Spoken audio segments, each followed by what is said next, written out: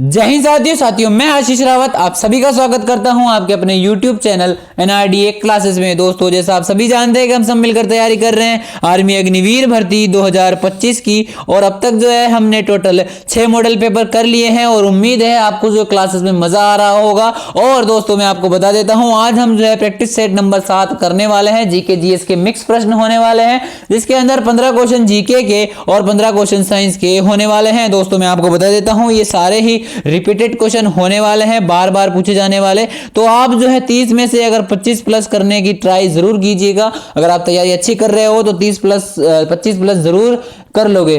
तो आज की क्लास को शुरू करते हैं। अगर आपका कोई भी डाउट रहता है तो आपको क्या करना है, फटाफट से क्वेश्चन को उतार लेना है अगर आप नया सवाल देखते हो। तो चलिए शुरू करते हैं। और दोस्तों, संडे को आपकी जो है स्पेशल क्लास आने वाली है सुबह 8 बजे। और मैं सोच रहा हूं कि अब जो है 50 क्वेश्चन जीके के सुबह लेकर आए, 50 क्वेश्चन साइंस के शाम को लेकर के आए, ताकि आपकी जो है और अच्छी तैयारी हो सके। तो मुझे आप जो है कमेंट में राय जरूर दीजिएगा कि क्या हम 2 अलग अलग क्लासेस लेकर के आए, जिसके अंदर 50 क्वेश्चन सेपरेट जीके के होंगे, शाम को 50 क्वेश्चन सेपरेट साइंस के होंगे। संडे को आपके 100 क्वेश्चन जो है जीके के आएंगे स्पेशल नोट से, 1 लाइनर। और ये जो 50 होंगे ये एमसीक्यू टाइप होने वाले हैं। तो ये मैं अभी प्लान बना रहा हूं, आप जो मुझे राय दोगी, क्योंकि मेरे साथ थोड़े बहुत बंदे ही हैं, यानी 50-60 बंदे ही हैं जो रेगुलर क्लासेस देख रहे हैं, और उन्हीं के लिए मुझे काम करना है, और उन्हीं को जो है इस बार मेरी जिद है कि पेपर पास करा के रहना है। तो आप मुझे जो राय दोगे मैं वो करने वाला हूं। तो जल्दी से मुझे कमेंट बॉक्स में बता देना। टेलीग्राम चैनल जरूर से ज्वाइन कर लेना, ये सारा पीडीएफ आपको वहां पे मिल जाएगा, जहां पर आप जो है बिना देखे इसकी प्रैक्टिस भी कर सकते हो। ठीक है, चलते हैं अगले प्रश्नों पर। पहला क्वेश्चन हमारे सामने है कि जो सेना दिवस है यानी इंडियन आर्मी डे है, जो किस दिन मनाया जाता है। तो सेना दिवस जो है कब मनाया जाता है? ऑप्शन ए है 26 जनवरी, बी 30 जनवरी, सी 15 अगस्त और डी 15 जनवरी। दोस्तों, मैं आपको बता देता हूं कि 15 जनवरी को जो है सेना दिवस मनाया जाता है। अगला प्रश्न हमारे सामने है कि मणिपुर राज्य की राजधानी क्या है? मणिपुर की राजधानी क्या है? दोस्तों, इम्फाल है। मैंने पहले भी आपको बताया था कि राज्यों की राजधानी और सभी देशों की राजधानी आपको कंटेस्ट याद होनी चाहिए। इनमें से 2 नंबर का सवाल 101% फंसेगा। याद कर लेना। ठीक है, अगला प्रश्न की चलते हैं। अगला क्वेश्चन हमारे सामने है कि पानीपत की पहली लड़ाई किस किस के बीच में हुई थी? भाई, पानीपत की जो प्रथम लड़ाई है वो किस किस के बीच में हुई थी? ऑप्शन ए है पृथ्वीराज चौहान और मोहम्मद गौरी, बी इब्राहिम लोदी और बाबर,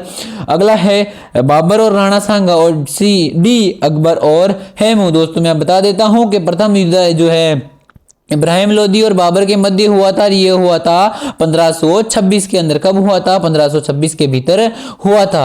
उम्मीद है समझ आया होगा। बी ऑप्शन आपका राइट हो जाएगा है। पानीपत का प्रथम युद्ध इब्राहिम लोदी और बाबर 1526। अगला प्रश्न हमारे सामने कि राज्यसभा के उपसभापति का चुनाव कौन करता है? यानी जो राज्यसभा होती है उसके उपसभापति का चुनाव कौन करता है?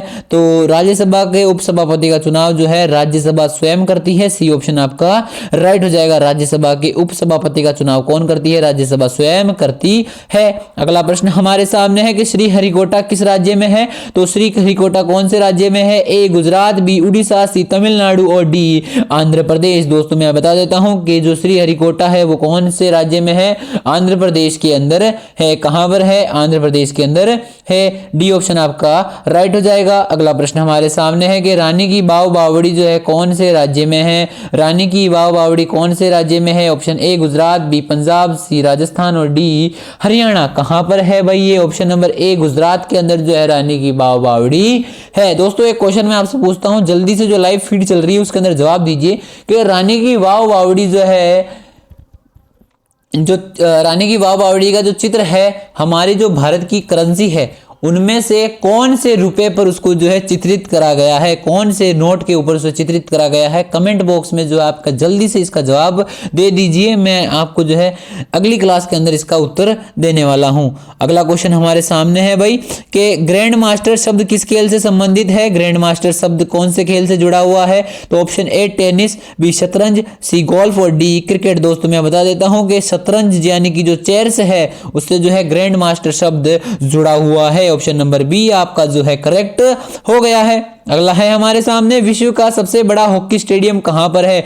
विश्व का सबसे बड़ा हॉकी स्टेडियम कहां पर है? दोस्तों मैं बता देता हूं कि विश्व का सबसे बड़ा हॉकी स्टेडियम कहां पर है? राउरकेला में है। अब राउरकेला कहां पड़ता है? ये उड़ीसा के अंदर पड़ता है। और उड़ीसा कहां पड़ता है? हमारे भारत के अंदर पड़ता है। तो हमारे भारत के अंदर अगर आपसे कोई पूछे तो क्या है? विश्व का सबसे बड़ा हॉकी स्टेडियम है। ये भी आपको याद रखना है। कहां पड़ता है? ये राउरकेला उड़ीसा के अंदर पड़ता है। बी ऑप्शन आपका राइट हो जाएगा।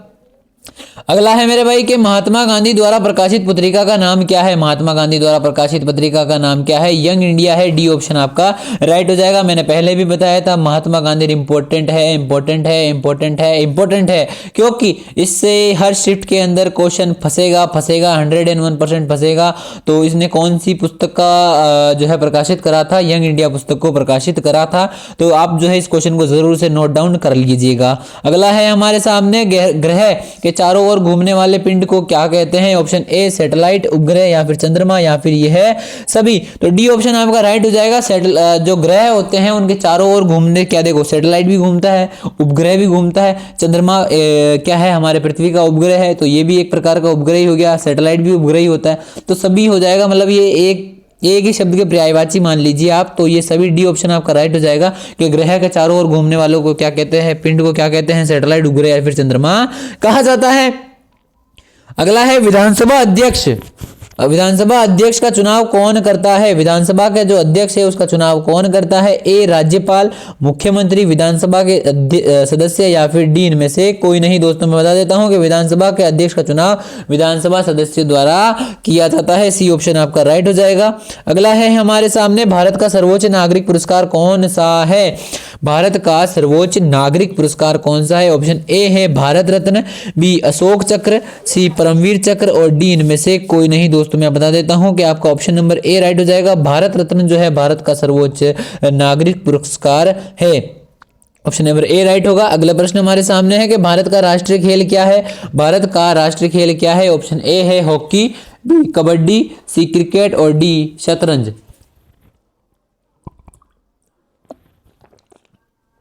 दोस्तों आपका ऑप्शन नंबर जो है ऑप्शन नंबर ए राइट हो जाएगा कि भारत का राष्ट्रीय खेल कौन सा है?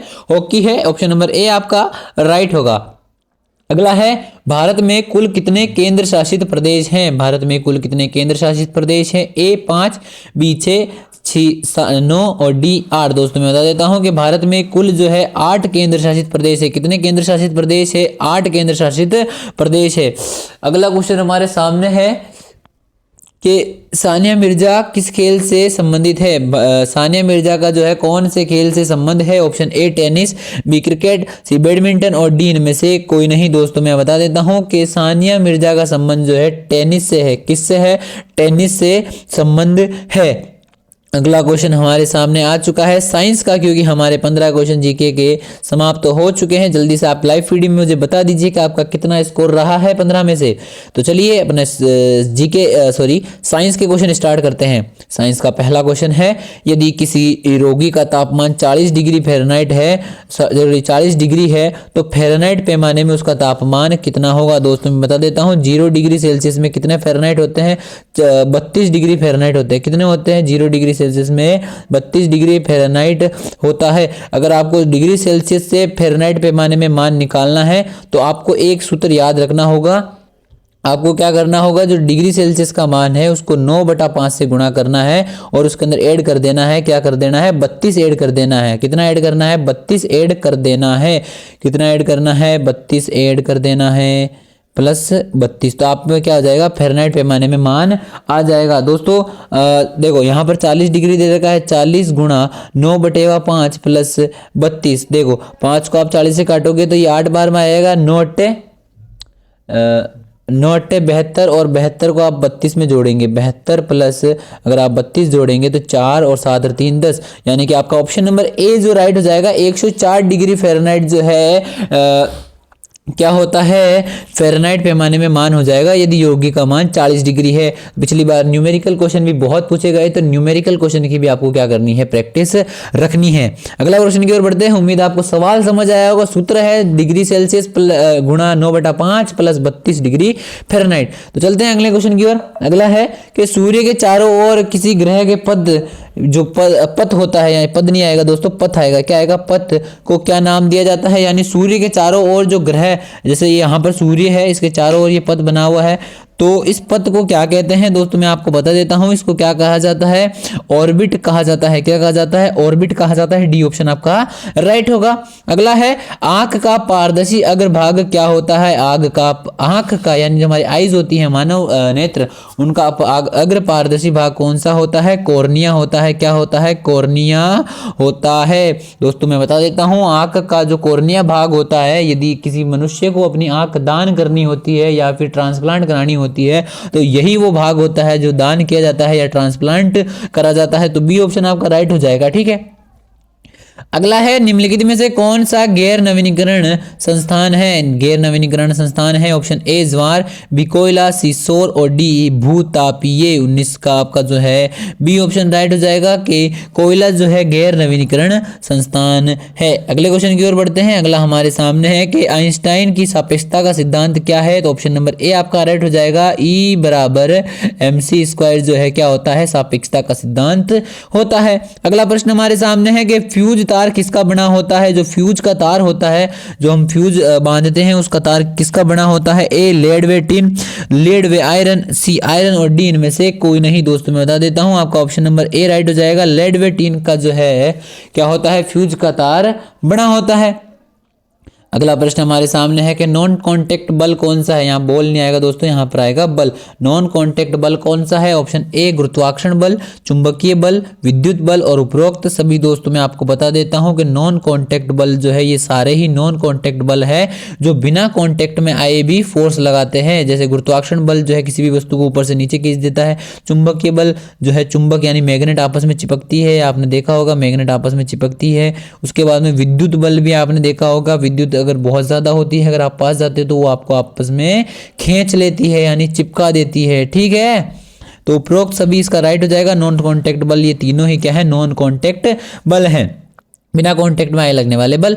सबसे कठोर पदार्थ कौन सा है? अगला सवाल आपसे पूछ रहा है, तो सबसे कठोर पदार्थ आपके सामने ऑप्शन ए हीरा, बी प्लेटिनम, सी टंगस्टन और डी इनमें से कोई नहीं। दोस्तों मैं बता देता हूं कि सबसे कठोर पदार्थ जो है हीरा होता है। अगला प्रश्न हमारे सामने है कि शुष्क सेल में कैथोड किसका बना होता है? शुष्क सेल में जो कैथोड है किसका बना होता है? ए जिंक, बी लोहा, सी कॉपर और डी कार्बन। दोस्तों मैं बता देता हूं, आपका ऑप्शन नंबर डी राइट हो जाएगा। कार्बन का जो है शुष्क सेल में कैथोड बना होता है। किसका बना होता है?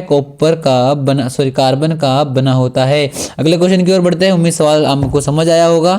अगला है, एक माइल में कितने मीटर होते हैं? तो 1609 मीटर होते हैं या फिर 1600 मीटर होते हैं। यानी कि आप जो भारतीय सेना की रनिंग करते हो कितने मीटर करते हो? 1600 मीटर करते हो। यहाँ पर मीटर आएगा दोस्तों, है ना, मीटर कर लेना, 1609 मीटर, है ना। अगला क्वेश्चन हमारे सामने है कि कौन सा रंग ऊष्मा का सबसे अच्छा अवशोषक है? कौन सा रंग ऊष्मा का सबसे अच्छा अवशोषक है? तो ये काला रंग जो है सबसे अच्छा अवशोषक होता है। किसका?